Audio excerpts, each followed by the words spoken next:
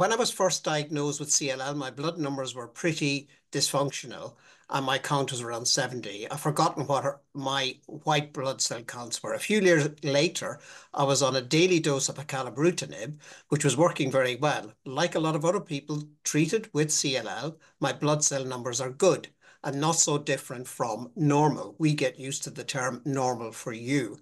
And while it's easy to understand how I felt fatigued when my hemoglobin was low, as my blood cells weren't getting properly oxygenated, why do some of us still fatigue easily when our hemoglobin counts are good? Is that one for you, David? Hopefully I kind of alluded to that a little bit in the Yeah. talk.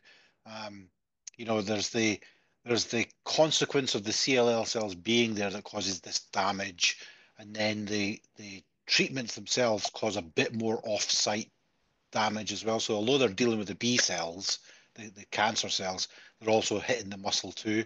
And so that is what we think is causing this continued fatigue. And that's a physical and a medical fatigue.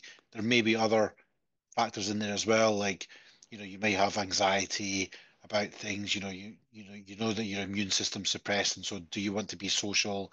And so those contribute as well. But mechanistically, we're pretty sure that the calibrutinib is probably hitting your muscle too, which is then not allowing it to function properly either.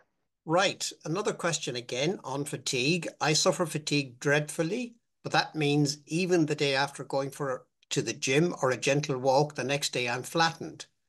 Would be interesting to know how exercise helps, even as packing my bag for the gym sometimes wipe me out, so very little chance of actually getting the exercise in the first place.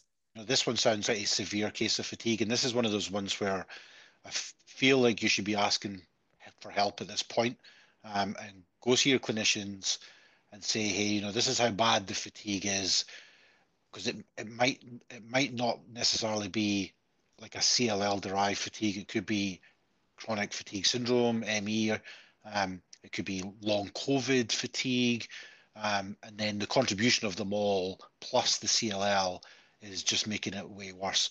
And so if I was you, I would go get checked out for what medications you're on, what kind of things are driving the fatigue, and then that'll allow your healthcare providers to give you some sort of intervention. And it may be something as simple as changing a medication, but it might be more complex where you need physical exercise plus diet plus well-being and so on. And so, this when it's as severe as that, then you have to go and ask for help. Great, great, lovely. Really good informative answer there, giving some options and clearly, hopefully, hope as well. The last question that came in before the event was in other conditions such as ME, the NICE guidelines for graded exercise have been updated as exercising can seriously set back some people experiencing ME. So the person asking the question wonders if this may apply in the case of CLL. Maybe Ellie, or would you like to field that one? Oh, I'm not familiar with the Oh, guidelines for ME and that sort of um, condition. right, So I wouldn't be able to comment on that, unfortunately. right. Any input, David?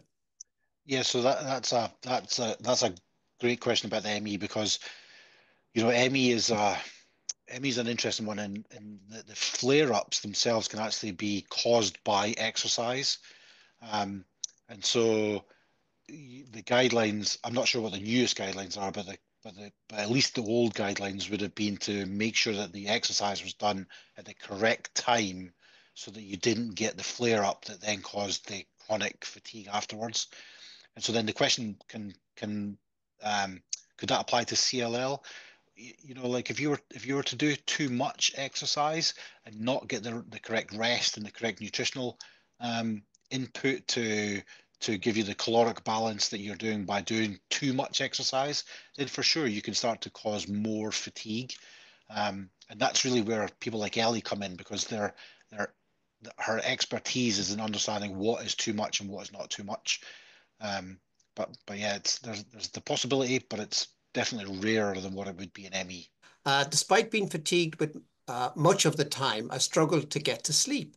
I'm 64 and exercise regularly, including HIIT, and I'm diagnosed with CLL in 2022. Any thoughts? My gut would be telling me that this person is probably exercising at night time, and then the energetics that they need to deal with both their CLL and the exercise is influencing their sleep pattern and the endocrine response that goes on to be able to maintain sleep.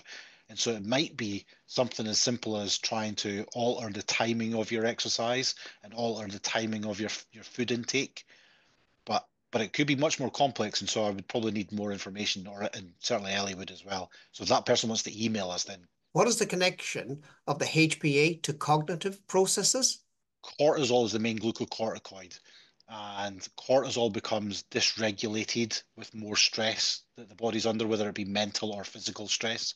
And as cortisol becomes dysregulated, it causes mental issues like an inability to be able to retrieve memories and to store long-term memories. So cognitively, it starts to impair your functions, and chronically, that builds to reduce cognitive function and then cognitive frailty and cognitive fatigue.